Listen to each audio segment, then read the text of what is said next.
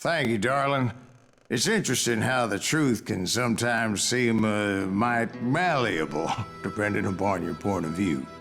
Like how those dime novels make you out to be something you're not? Jack, don't be starting trouble. No, he's right. They do tend to exaggerate. Did they exaggerate your part in taking down the Daltons? Well, I was there in the flesh, boy, so I saw what happened firsthand.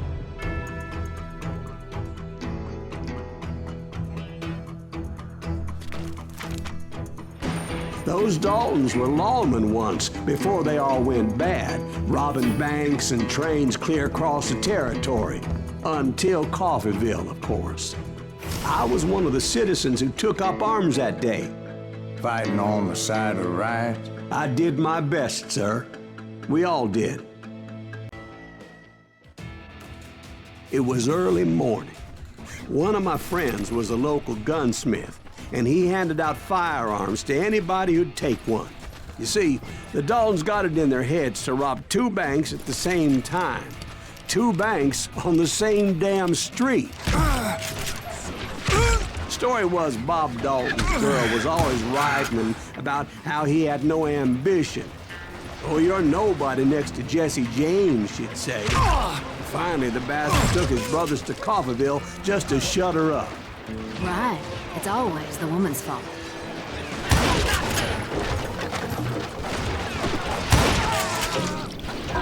Well, the locals recognized the Daltons right off.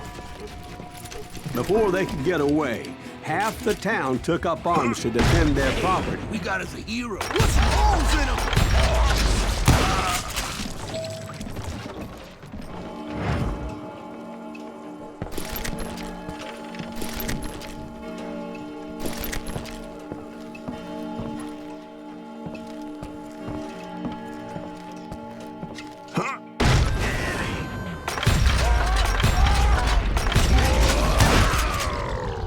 The brothers paid dearly for their stupidity, but everybody knows they had it coming. There's more to it than that. I read all about that day, so I know for a fact that it went down very differently. First of all, it was high noon. A posse of U.S. deputy marshals were on the rooftop across the street. Get ready, boys. They're gonna make a move. The lawmen had been tracking the Daltons for months. Now they finally had them dead to rights. Among them was a bounty hunter feared by many a lawbreaker. This man had no intention of letting the Daltons slip away. The marshals tried to get the Daltons to surrender. They'll give up eventually. We just gotta wait to suck the bitches out. This bounty hunter knew that the brothers were far too proud to ever lay down their guns.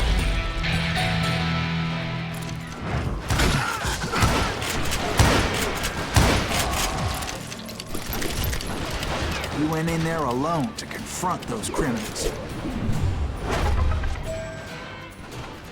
One of the marshals shouted, "Where are you going? Are you crazy?" Hey, where do you think you're going, dumbass? That rifle's mine. But he paid him no mind.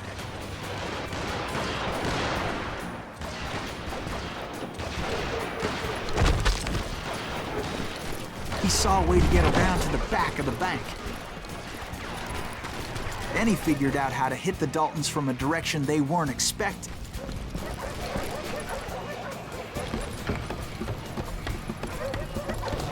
From above.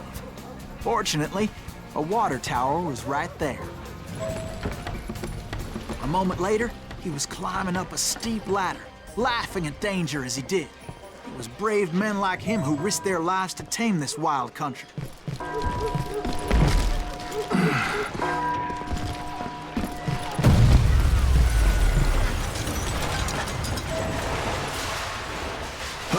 We've got company.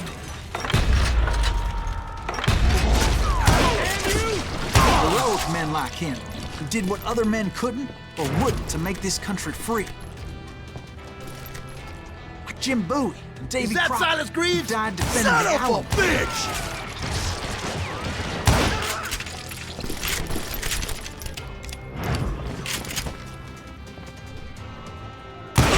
That asshole just killed Red?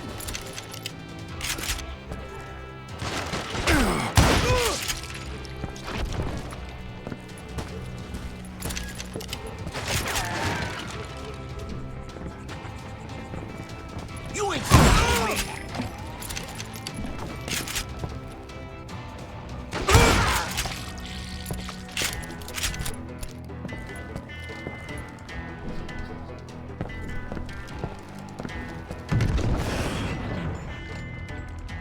Over there!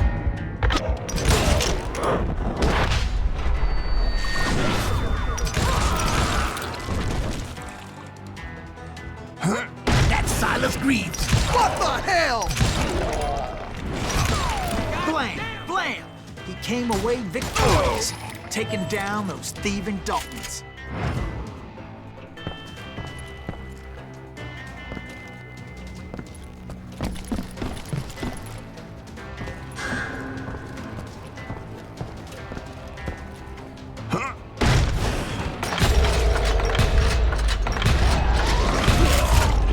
His name was Silas Greaves, and when the dust finally settled, he was the last man standing.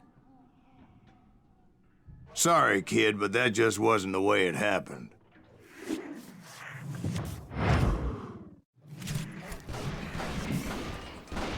It was early evening, not high noon.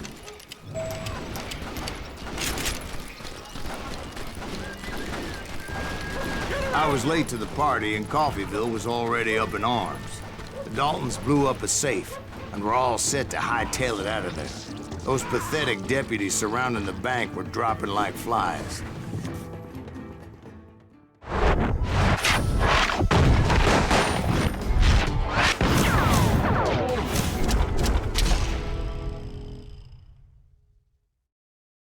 I had been tracking those jokers for months, waiting for them to do something reckless. In for the kill! And finally, they did. Those stupid bastards decided to rob two banks at the same time in the same town where everybody knew them. But they still had friends in Coffeyville.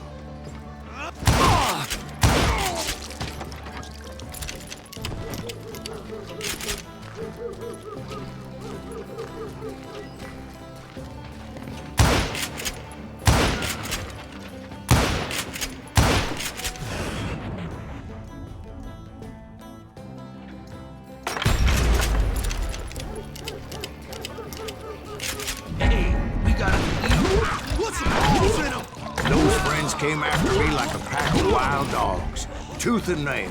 They were coming at me from all directions.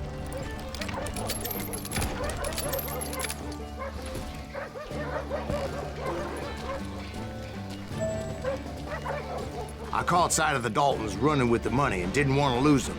Problem was, they knew the town better than I did. And to top it off, I found myself in the middle of another shootout entirely. Did the Daltons hole up in somebody's house? No, it was the Smiths, I believe. They were cousins of the Daltons. And they were shooting at the Browns, who were shooting at the Daltons. Which wasn't any surprise, because those two families have been feuding forever. And since the Joneses are related to the Browns, they shot at the Smiths, pissing off the Heimhoffers, whose daughter recently married a Smith. Well, bullets were flying every which way as all the old feuds in Kansas caught fire all at once. There was a hell of a lot of pissed off people in Coffeyville that day. But that's just the way life is sometimes. Shit happens. I'm gonna kill you dead!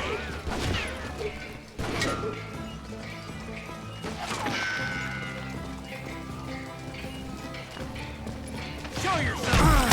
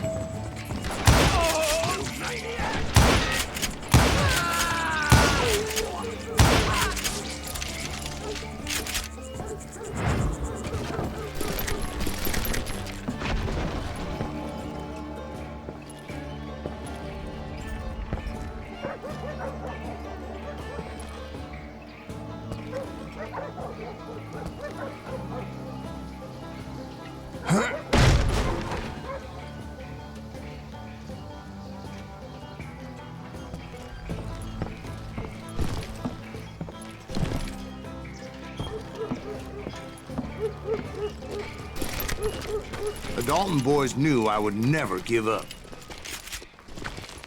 Those Daltons weren't the sharpest knives in the drawer, but they always stood together. They set a trap to slow me down and allow at least 2 of them to escape. The third brother stayed behind to plant me, just in case that trap of theirs didn't work.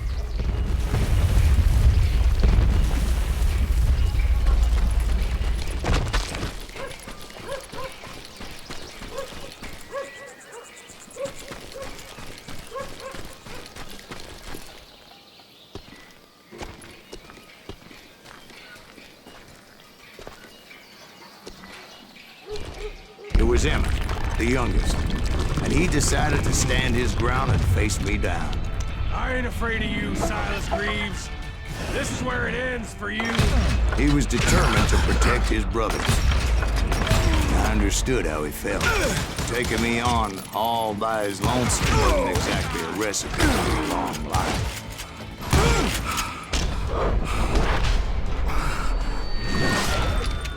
Almost! You bastard! But Emmett Dalton survived the robbery in Coffeyville. He's the only Dalton who did. They say he was shot 23 times. Well, Dwight, who do you think put all those damn holes in him?